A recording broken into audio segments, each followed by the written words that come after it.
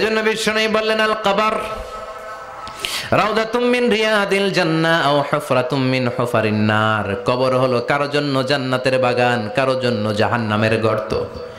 আমরা বলি আল্লাহ আমাদের কবরটারে জান্নাতের বাগান বানাও, আরো জোরে পড়েন আমিন। আবার বিষ্ণু বললেন ইন্নাল কবর আউয়াল মানজিল মিন মানাজিলিল আখিরাহ। কবর হলো আখিরাতের মঞ্জিলগুলোর প্রথম মঞ্জিল। আখিরাতে একটার পরে একটা অনেকগুলো স্টেশন আপনাকে পার হতে হবে। প্রথম স্টেশনটার নাম হলো কবর। প্রথম স্টেশনের নাম কি? এই কবর নামক স্টেশনে যদি আপনি মাফ পেয়ে যান, সামনের সব স্টেশনগুলোতে মাফের ব্যবস্থা করবে কে? আল্লাহ। আর কবর নামক স্টেশনে যদি ধরা খেয়ে যান, আপনার মায়ের আছে না নাই? লাশটাকে যখন রাখা হয়, লাশটা চিনে কে আমারে রাখলো, কে আমাকে ধৌত করলো, কে আমারে কাফন পড়ালো। এজন্য কবরের আযাব থেকে বিশ্বনবী পানাহ চেয়েছেন। বিশ্বনবী বলেছেন আল্লাহুম্মা ইন্না নাউযু বিকা মিন আযাবিল কবর। ও আল্লাহ, কবরের আযাব থেকে তুমি আমাদেরকে বাঁচাও, পড়েন আমিন। কবরে মুমিনদেরকে 4টা প্রশ্ন করা হবে, কাফিরদেরকে 3টা প্রশ্ন। চিৎকার করে বলেন মুমিনের প্রশ্ন কয়টা? আর জোরে বলেন। প্রথম প্রশ্ন মার রব্বুক, তোর রবের নাম কি? আমরা কি বলবো? আল্লাহ আমারে রব, এই রবি আমার সব, দমে দমে তনু মনে তারি অনুভব। আল্লাহ আমারে রব, এই রবি আমার সব, পড়েন আমিন। দ্বিতীয় প্রশ্ন আমার দিন, উত্তর দিনের নাম কি, ধর্মের নাম কি? তৃতীয় প্রশ্ন আমান হাযার রাজুল, এই লোকটাকে কে? আমরা বলবো মুহাম্মদ সাল্লাল্লাহু। 3টা প্রশ্নের উত্তর যখন আপনি কবরে করে দিতে পারবেন, অতিরিক্ত একটা প্রশ্ন ওয়ামা ইলমুক, এই যে 3টা প্রশ্নের উত্তর পাল্লা, কেমন করে উত্তর জানলা? কোত্থেকে শিখেছো? নকল করে আনছো কাফনের কাপড়ে? পরীক্ষার হলে নকল আছে না নাই? হাতে নকল আছে না? পায়ে নকল, মোজার ভিতরে নকল আছে না নাই? মোবাইলে নকল আছে না নাই?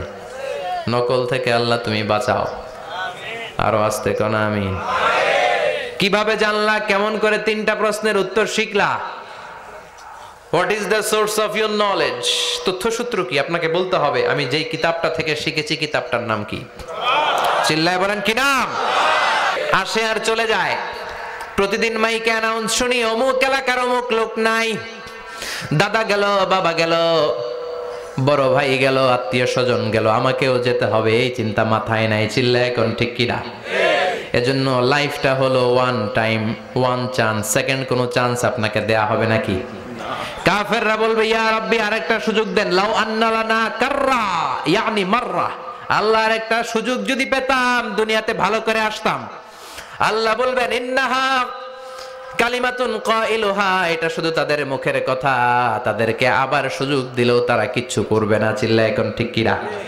এজন্য একটা চান্স আমরা পেয়েছি, এই দুনিয়ার ওয়ান চান্সে আমরা ভয় পাবো একজনকে। চিল্লায় বলেন তিনি কে? আল্লাহ।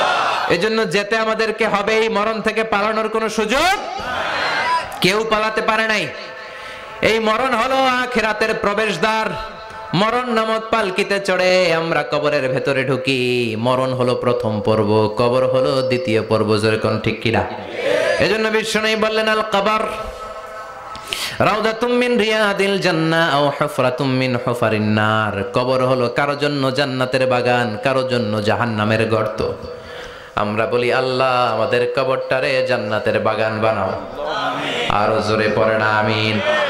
আবার বিষ্ণু বললেন ইন্নাল কবর আউয়াল মানজিল মিন মানাজিলিল আখিরাহ। কবর হলো আখিরাতের মঞ্জিলগুলোর প্রথম মঞ্জিল।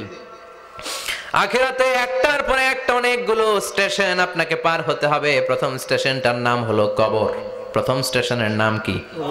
এই কবর নামক স্টেশনে যদি আপনি মাফ পেয়ে যান, সামনের সব স্টেশনগুলোতে মাফের ব্যবস্থা করবে কে? আল্লাহ।